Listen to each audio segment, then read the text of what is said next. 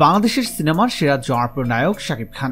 যদি আপনি বাংলাদেশের সিনেমা প্রেমী যে কোনো দর্শককে প্রশ্ন করেন ঢাকায় সিনেমা ইন্ডাস্ট্রির সেরা জনপ্রিয় নায়ককে, তাহলে নিঃসন্দেহে বেশিরভাগ মানুষ উত্তর দিবেন শাকিব খান।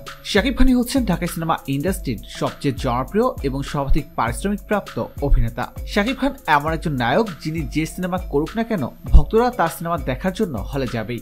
শাকিব খানের বেশিরভাগ সিনেমাই হিট হয়ে থাকে, যে কারণে বিগ বাজেটের ভালো মানের সিনেমা নির্মাণের ক্ষেত্রে পরিচালক এবং প্রযোজকদের প্রথম পছন্দের তালিকায় থাকেন শাকিব খান।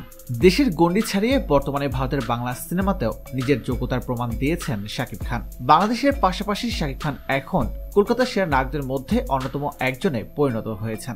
গত বছর গুঞ্জন উঠেছিল শাকিব খান নাকি বলিউডের হিন্দি সিনেমায় অভিনয় করবেন, কিন্তু এ বিষয়ে শাকিব খান নিজ মুখে কিছু বলেননি। এক বছর পার হয়ে গেলেও শাকিবের হিন্দি সিনেমা করার কোনো খবর পাওয়া যাচ্ছে না, যা থেকে বোঝা যায় শাকিবের হিন্দি সিনেমা করার খবরটি গুজব ছিল।